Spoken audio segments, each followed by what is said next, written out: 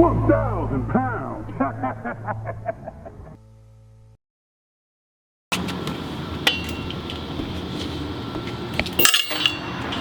Untamed Strength officially has a 1,000 pound tire. 1,060 pounds weighed on an official scale. A guy I know hooked me up with this tire for free. He didn't want it. He asked if I wanted it. I said, how much does it weigh? He said, put your chalk back in the bucket. He said, it weighs 1,000 pounds. I said, okay. I said, can you show proof of that? And he showed me proof of the scale. It showed 1,060 pounds. So anyways, what I'm gonna do is first try to pull this thing out.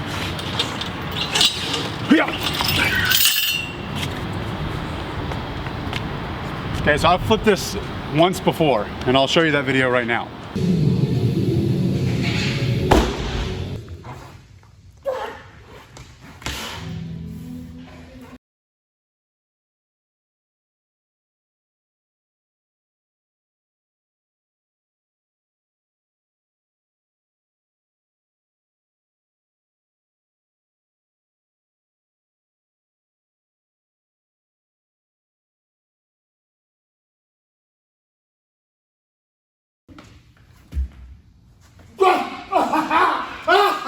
Yes! Come on! Go for a second attempt. This is a couple weeks later, but I'm gonna try to flip it again. And on that first flip, it took so long because I kind of had to figure out how to flip it on the fly. I didn't know if I wanted my hands wide, narrow, but now that I know a little bit, have a better idea of how to flip this thing, I'm gonna see if I can flip it faster this time.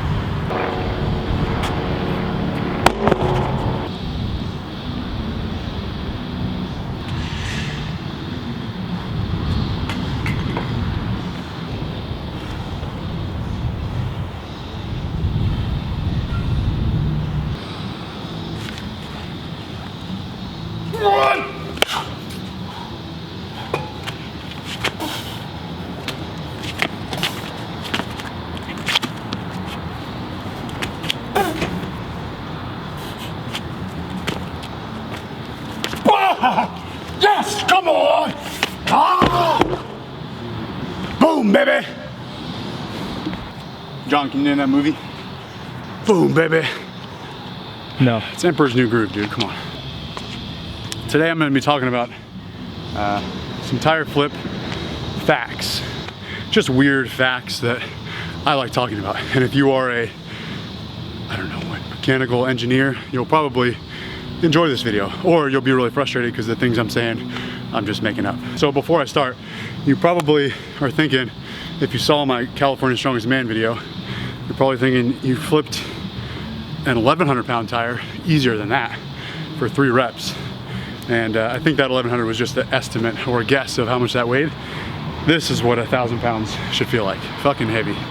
First fact, 2 tires that weigh the same amount, 2 500 pound tires, can actually have a different difficulty level. One 500 pound tire can be a little bit easier than another 500 pound tire. And the first reason is tread. This is kind of the obvious reason. If a tire has good tread, it has good grip. And if it's rounded or smooth or worn out tread or uneven tread, it's gonna be harder to grip. And when you can grip something, you have a little bit better control of it, it's gonna feel easier off the ground. Just like when you're deadlifting heavy and you have the bar securely in your hands or in straps, bar speed's probably a lot faster than if it's sliding out of your hands. So good tread on a tire can be helpful. With that, this makes less of a difference, but a tire with brand new tread, with really good tread, kind of like this 1,000 pound tire, this has really good tread. So it's got this nice, clean, sharp edge, this nice 90-degree angle. And that can actually make it a little bit more difficult to flip, because on the opposite end, when you have this sharp right angle, it's a little bit harder to initially break it off the ground because it has to overcome that angle.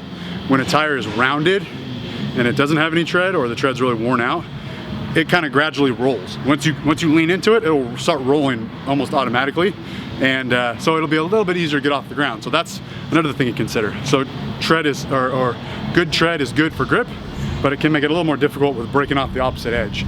I would say that the grip factor is more important than the opposite edge factor.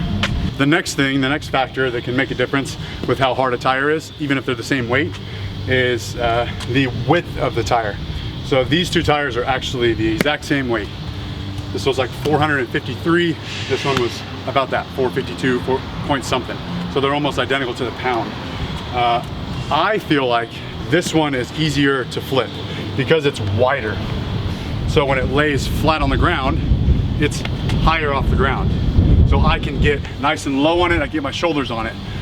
This one is a little bit more narrow. And so when it's flat on the ground, it's lower to the ground. So I can't get quite as low on it. Now there are some people here at the gym who prefer this tire because it has better tread.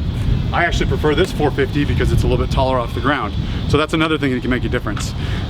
If that 1,000-pound tire was half the size, let's say it chopped it right here, so it's half the width, I can't put my shoulders on it and get low on it.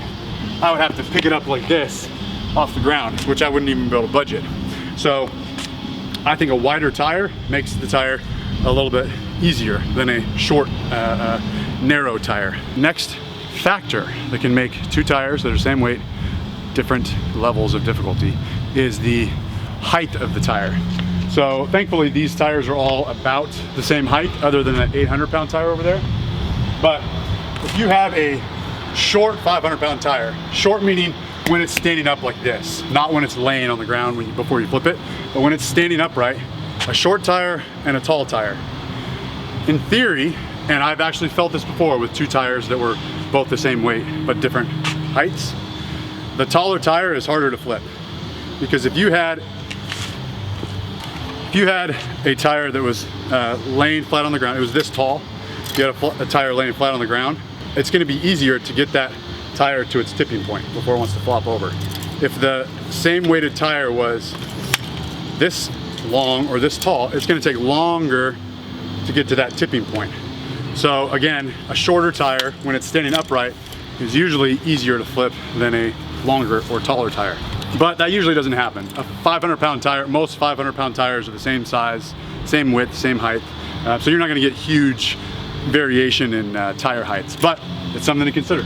Okay, now let's actually talk about some practical tips, some useful information that you can use. So I like to teach a wide grip on the tire, and let me show you why. Now there are really great tire flippers who flip with a wide grip and narrow grip. I'm not saying my way is the only way, but I like to teach beginners to use a wide grip.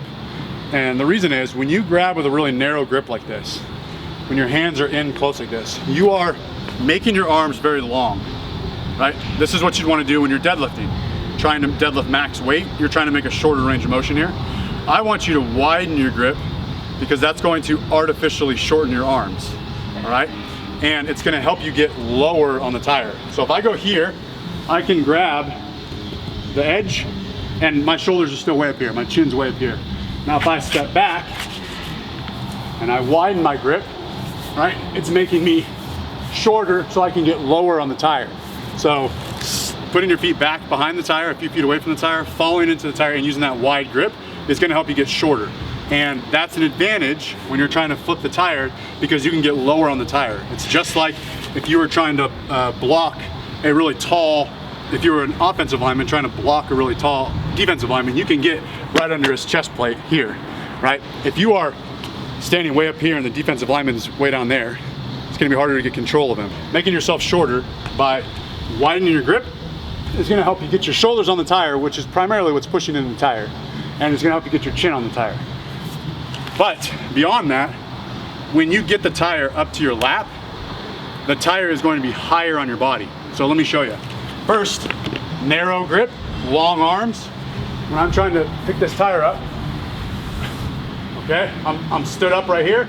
This tire is still mid-thigh, and I can't get my knee under it. And if it's heavy enough, I can't just curl with my biceps. So you're here messing around with this tire, trying to get under it, right? What I'd rather have happen is wide grip, and when I stand up, just pop your knee through. It's higher on my body. So a side by side here, right? I can just pop my knee through versus here, long arms, narrow grip, the tire is lower on your body. So that's one reason, the main reason why I teach a wide grip like this. Check this out. Whenever I'm teaching guys, and girls, but it's usually guys, how to flip a tire, they'll say, man, this tire is just too damn hard because I'm so tall, right? I'm at a disadvantage because I'm tall. There are advantages and disadvantages to being tall. Yes, it's true that if you are really tall, it's gonna be more difficult to get low on that tire. If you're really short and stocky, I'm 6 feet tall. If you were 5 feet tall, you can wedge yourself in nice and comfortably on any tire, which is an advantage. So a shorter athlete is probably gonna be able to pick the tire up initially faster than a really tall athlete who's gonna have to bend over like this just to pick it up. So yes, there's an advantage to being short when you're lifting the tire up. However, there is an advantage to being tall once you break the tire off the ground. Because when you break the tire off the ground and you're tall, you are closer to that tipping point. So if you're here, let's pretend right now that I'm very tall, and I stand up, right? It's already right here, and I can just push it over. If I was a foot shorter, when I pick it up like this, it's on my knee, way down here. So I have to overcome all of this to get to that tipping point. And if you watch, I don't know if I included the footage, but when I did California Strongest Man a month or so ago, I could actually pick the tire up off the ground faster than one of the other big guys. The guy who won the event, I think with 4 flips, he was 6'9" inches tall. And I am only 6 feet tall. I could pick it up off the ground faster than him because I'm shorter, so I could wedge myself in and pick it up, break it off the floor faster. However, I had a much harder time when the tire was at my legs because the tire is still at this 45-degree angle. This guy was so tall that when he stood up and he was fully extended in the hips and the knees, he's 6'9". The tire was almost at 90 degrees, and he just once he deadlifted up, just pushed it over. So I was able to pick it up faster. He was able to flip it, that second part of it, much faster. So there is an advantage to being short in getting the tire off the ground, but there's an advantage to being tall once you break it off the ground. So those are some things to consider. John, did I forget anything? You're a tire flipping buff. Nope, I don't think so. That's it. Thanks for coming to my Tire Flip 101 classroom talk. I'm your professor, Adam Paul.